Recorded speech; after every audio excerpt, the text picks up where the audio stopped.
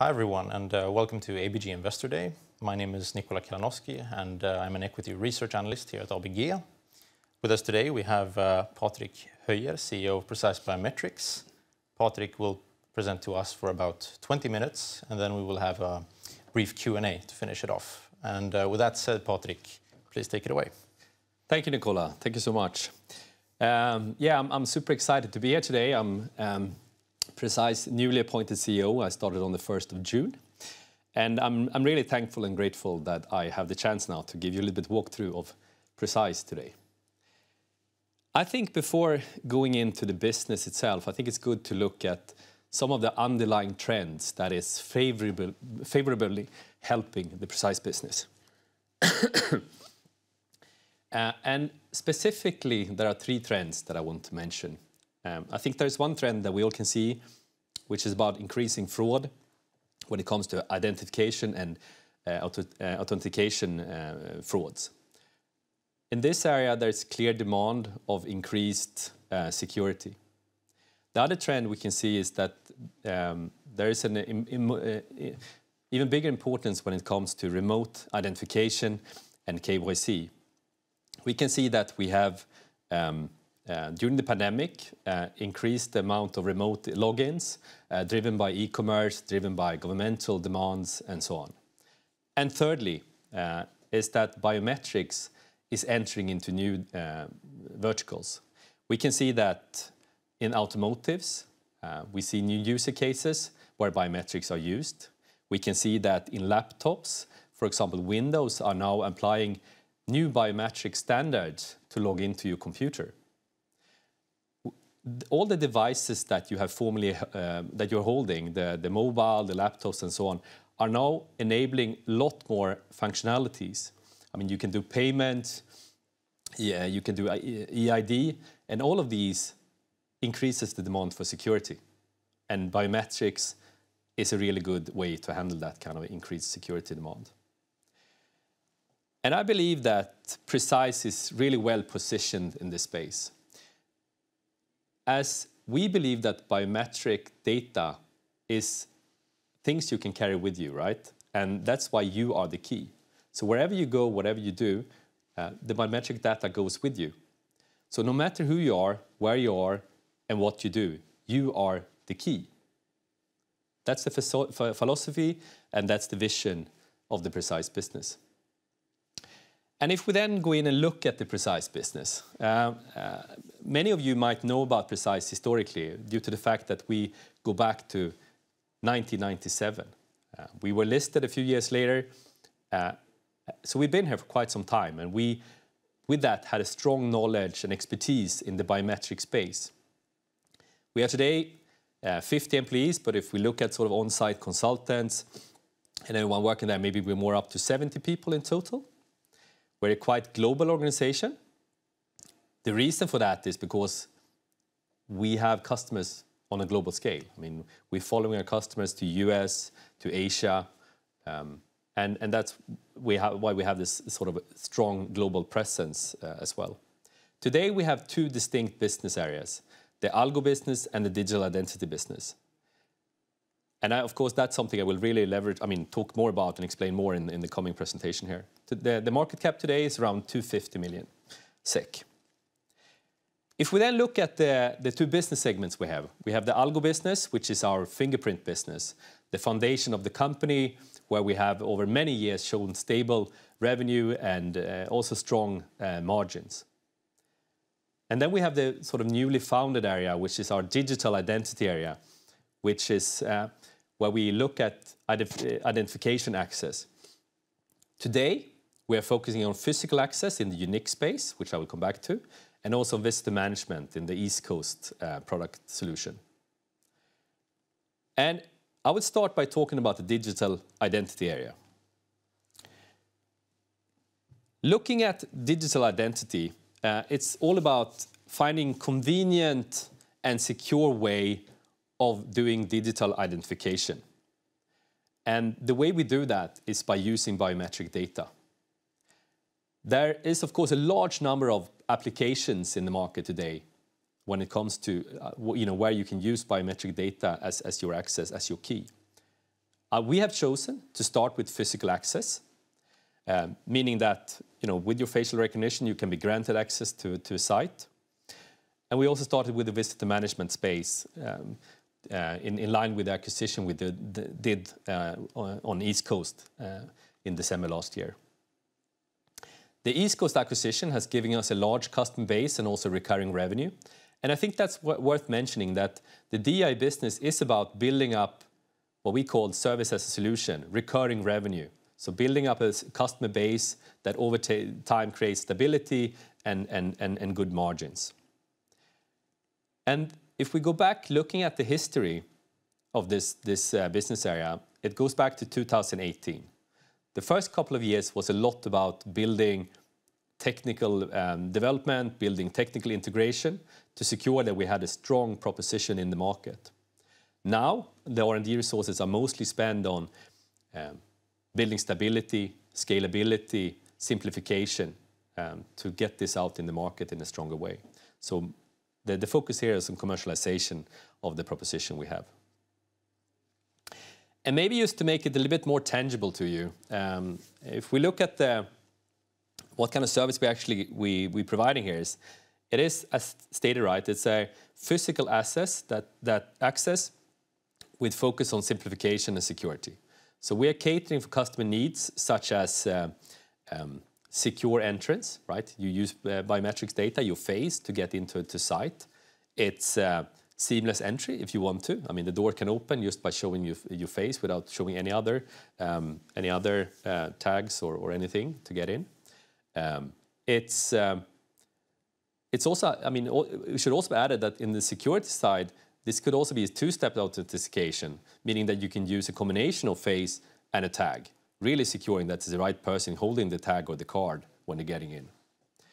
And we also, I mean, if you want to, also taking away a lot of administration. I mean, you don't have to have keys and other things to figure out. I mean, that's all digitally handled, and access and so on, and authorization is done through the cloud to secure if you get an entrance or not.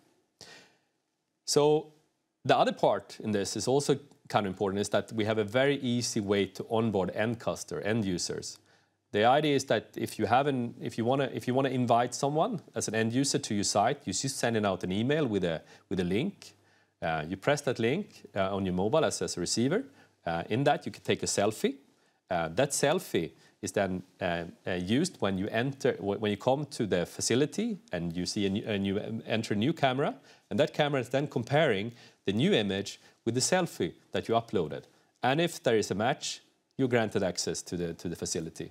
So it's a fairly easy way to onboard new users, which can be used in both for visitor, employees, but also members, like in a gym vertical or wherever you might see the applicable user case. I also want to say a few words of the sort of market potential. I mean, this is a quite big market, and as stated before, I mean, we can see an increasing demand on security in the markets. We see that the overall sort of Nordic market holds 2.9 billion SEK, Sweden 1.2 billion alone, and today, very much also dependent on the acquisition of East Coast, we have a recurring revenue around 13 million kronor in this space.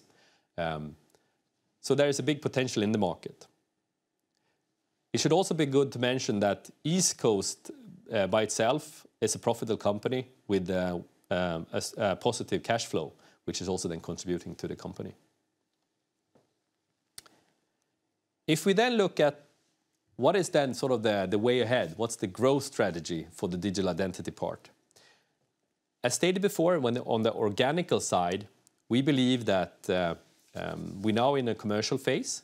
We need to now, as we have put all the technical requirements in place with partners, ecosystem, and the development, we're now working on the commercial side to work with the right incentives, work with the right partners to secure progress in our go-to-market with these services. The other part is the strength we have in the East Coast acquisition. We are focusing on, we have in the first step focused on technology integration with the R&D teams, but we can also see big possibilities in cross-selling on the customer bases we have on the East Coast side. The other part we look at is that we, of course, try to expand our business with strategic partnerships. We are looking especially in countries where we already have organizational footprint to see if we can launch this product over time in other countries, in other markets. The other part in the DI space, which I think is also very important to state, is that we believe that this is a growing market, and the needs around digital identity is an increasing one, and where the physical identity and the digital identity is merging over time. It means that we have an ambition also over time to enter to new verticals. Now we have decided in step one to focus on the physical access, but we are exploratively also then looking into how to move to the next step. With that comes also beyond strategic partnership also a openness for opportunistic M&A activities in these markets. Going from the digital identity area over to the algo space, our fingerprint area. In the fingerprint area, we have a strong software platform that provides end-to-end fingerprint recognition in various user cases. It means that we have a multiple algorithm that includes a matcher, match your fingerprints, image processing, and anti-spoof. So we have the deep knowledge on how to do fingerprint recognition. And in this space, I would say that we're really world leading with our algorithms. Today, we have a very strong position in the mobile segment. That position has built up together, with the close collaboration with strategic partners such as Aegis Technology and Qualcomm, for example. But we also believe that due to the fact that we have this strong position and technological expertise in this mobile segment, we have a good possibility to move our business into new segments, into new verticals, as the mobile business is the most complex technically wise. This area is a profitable area for Precise. We are seeing revenues in the form of license fees, royalty fees, and also some support and maintenance fees. If we then look at the direction for the algo business, we see that it is important to have strong focus on the strategic partnerships. Especially on the mobile side, we see that the market is consolidating, so it's getting fewer sensor manufacturers. And Precise has a very good position there with the strong partnership we have. And we will continue to work close to these customers to win more projects, to win new mobile models in the future.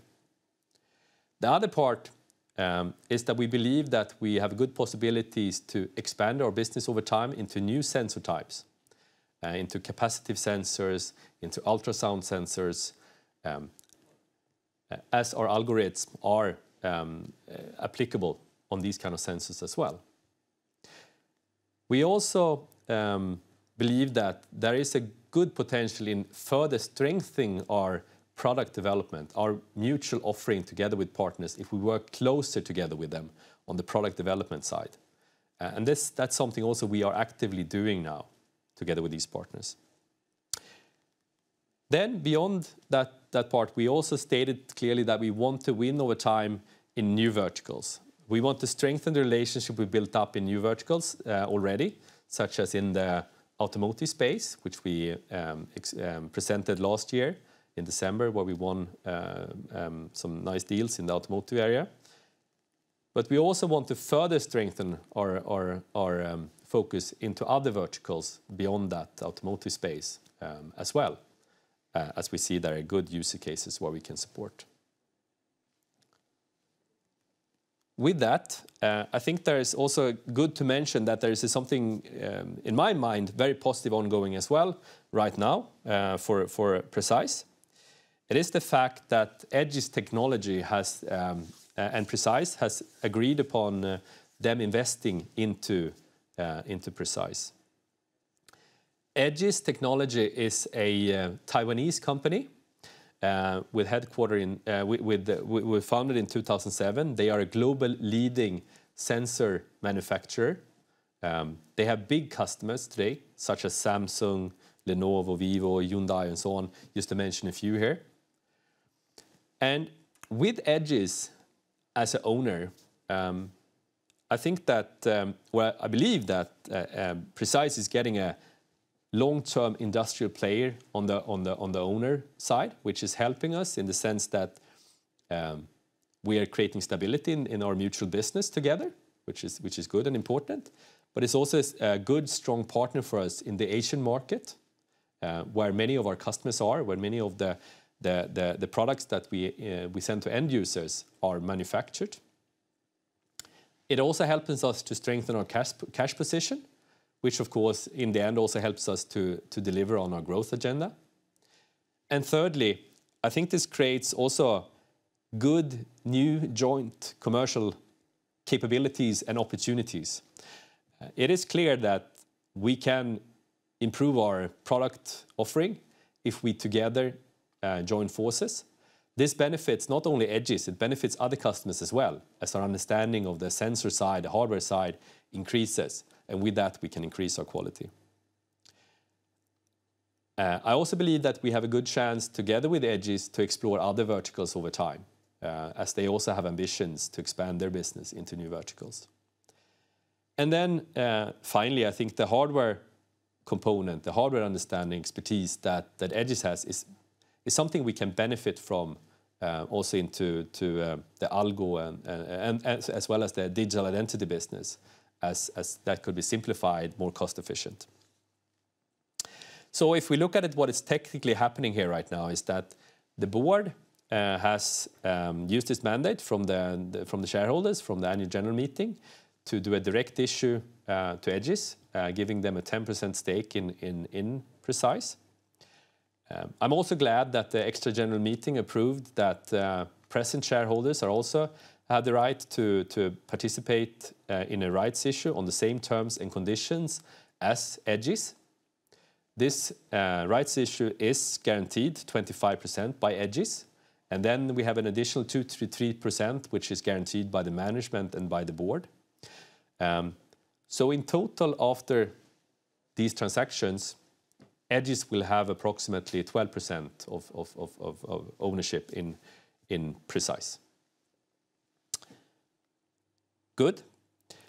If we then try to summarize, looking at the key takeaways, I think the first one to remember on Precise is that we are building up our digital identity business in a commercial in an area where there's a huge market potential.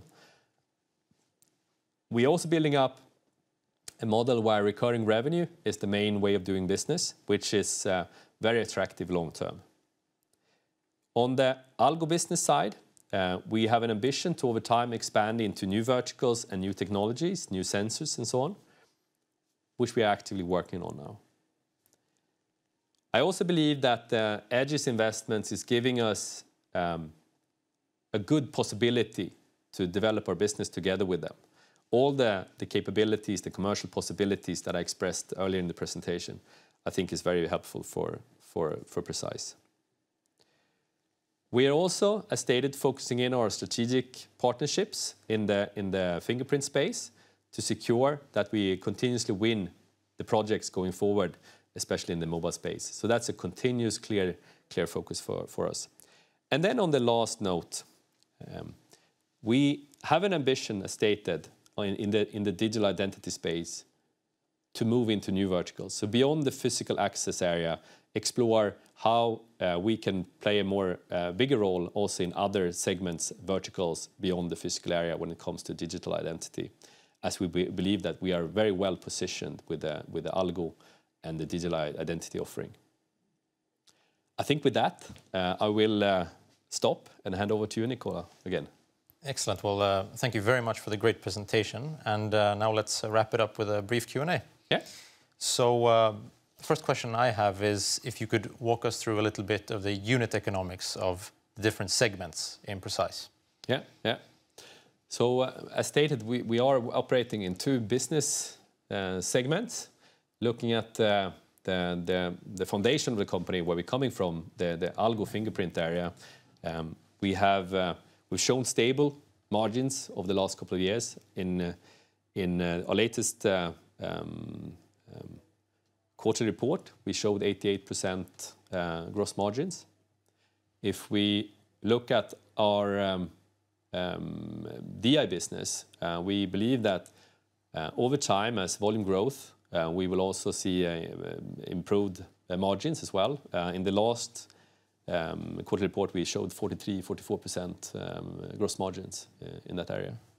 Yeah, excellent. So, say going forward, 3, 4, 5 years from now, what industry or sector do you believe will be a key driver of growth for Precise?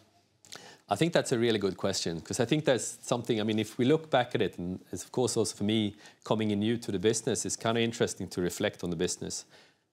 I think if you look back a few years, some of the stuff that we saw came in as convenience, I mean, using biometrics to log into your phone and so on. That's natural today for you, right? That's a standard features in phones and devices today.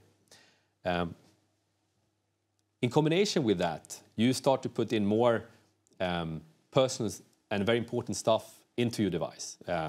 Your payment credentials, your EID, your bank ID, or whatever it might be. This is also driving a clear demand for increased security. And I believe that Precise with the algo business and with the DI business is really well positioned when these physical and digital identity is merging over time. Then our propositions in the market is really well positioned, and I think there's a huge possibilities, I mean, to expand into new sensors, new technologies, and so on for us in that space. Excellent. And you mentioned exploring a growth avenue such as a buy and build strategy for M&A. What sort of key criteria are you looking for in potential acquisition candidates? Yeah. So what we have said is that we believe that the DI space, the digital identity space, is really important and growing. And we then strategic-wise said that let's start focusing in on the physical access side. With that said, we believe that there are great opportunities for us to grow beyond that. And we also work on different use cases in that sense. What we said is that we will opportunistically look into strategic partnership or acquiring competence around, for example, the digital EID area and so on, to build competence, to build scale in this area. Excellent. And one of your, I guess, key markets, perhaps going forward, would be the automotive industry through your partnerships that you've entered into. Could you tell us a little bit about what sort of features we could be seeing, and is this implementing this feature, would that imply a rather large cost for the car manufacturer, or rather small cost for the manufacturer? I think that's also a super interesting question, and also something that I also had a chance to reflect upon when I was in my former industry. I was working for a payment company before. I think we're seeing a little bit the same development as we're seeing with the mobile phones, that many capabilities are moving into the cars, payments and so on, and also car theft. I mean, higher security, and that calls for new ways of solving that. And biometrics is one natural way of doing it. I believe that we will see many different use cases, and you can probably look at mobile development and see that where the development is heading. Yeah, and let's just wrap up with one quick question. You mentioned that you've gained some exposure to Swedish gyms through some of your solutions, such as Friskis or Svettis. Yeah. Could you tell us a little bit about that solution and what sort of value add you bring to the client? Absolutely. I think that's a really good one. I think what we're doing very much now is when we're looking at our DI business, we're really working towards some specific segments where we see strong use cases. And I think fitness centers or gyms are a very good example of that. What we can do is we can supporting them in digitally onboarding their members. I walked through you before how easy it was to onboard someone with a selfie. That could be easily done with members as well to get them, grant them access to the different facilities where they have the fitness center. We also, with the facial recognition part, you can decrease the time you have people actually present in the reception. So instead of having people actively there, you can use facial recognition to allow people to enter the facilities. And thirdly, you also know who is there, right? And many gyms has problem with people sharing their cards, right? The membership cards.